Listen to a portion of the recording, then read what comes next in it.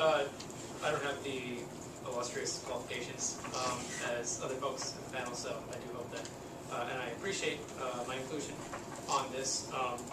When I first was offered this opportunity, I was looking into kind of what the legal implications of cyberbullying are, what kind of loopholes there are federally, what kind of precedent there is in combating this sort of stuff, where the kind of division is between protecting children and limiting free speech on the internet.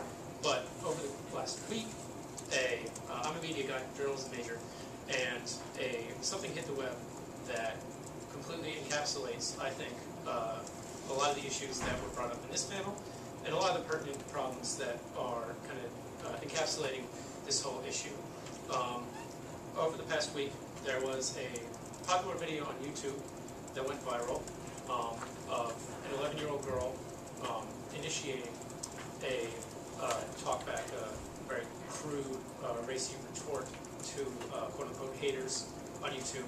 This sort of video is very common on YouTube, especially for younger generations. And in the middle of the video, her father comes on and lets loose a technologically illiterate tirade against commenters on YouTube, people who have been sending her emails, people who have been hazing her and harassing her over the internet.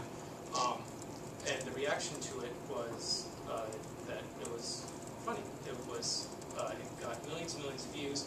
It was on a lot of blogs that looked at this sort of thing. It was like, oh, this is hilarious. Look at the father who doesn't actually know how the internet works, who talked about backtracking comments and like going to their houses and all these improbable, impossible things that just really epitomize the generational gap between himself and his daughter.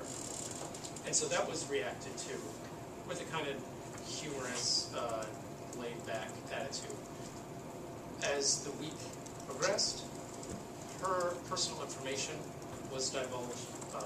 First, her home, her house address, her personal email, her parents' email, her parents' jobs, contact numbers. It kept on going until this entire family was eventually put under police surveillance. The parents said that there were death threats. The police are saying otherwise. But this ramped up to such an exponential level that the entire family was disrupted based upon an activity that the daughter indulged in on YouTube and the father's response. And so I looked at that whole kind of arc that happened over the last week, and with it you have every single problem that is kind of leading to and a result of this whole cyberbullying environment. You have a daughter who doesn't necessarily have the same laws of decorum on the internet as you would. Her previous videos were laced with profanity, laced with just content that you would not be, she was 11 years old, sort of content that you wouldn't even expect from a college kid, stuff that was graphic and explicit. And so you have that issue of children assuming a more graphic identity online because they don't necessarily have the same rules of etiquette applying to their online identities as they do to their kind of real-world identities. Then after that, you have a parental response, which was too late, which was uninformed, which only served to heighten the problem that was there. Then you have the media's response, which was not to see a situation in which a father was responding and finding out that his daughter was being hazed online in the way that any parent would if they didn't understand how to fight, that they would kind of lash out and try and protect their daughter at all costs. The media made fun of them. Blogs just put it up there and said, oh, this is hilarious, just like this foolish father. The YouTube comments kept on going, the hits went over 1 million. And then eventually you have the serious consequences pile up. And then, after it's too late, you finally have the culture realizing that there are serious implications to this sort of thing. That when people are posting these ridiculous YouTube videos, when there are minors involved, that there are serious consequences. This girl's name is going to be on the internet, her information is on the internet. This sort of thing is permanent. On the internet, it's not like when you're on high school and you have the silly nickname. People attach that to you, and then you go to college, it's gone. You go to the workforce, it's gone. When this girl is looked up on the internet for a job interview, 5, 6, 7, 10 years from now, 20 years from now, that is what's going to be attached to her.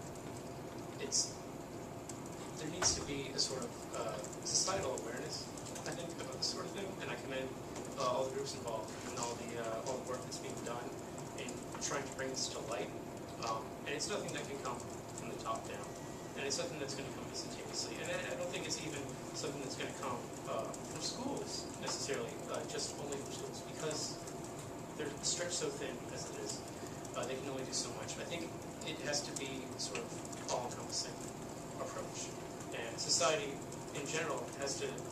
That first gut instinct when looking at that video can't be, this is hilarious. Look at how foolish this father is. It has to be, we can't condone this sort of activity. You know, we have to make sure that our children aren't posting the sort of videos that would bring out that response.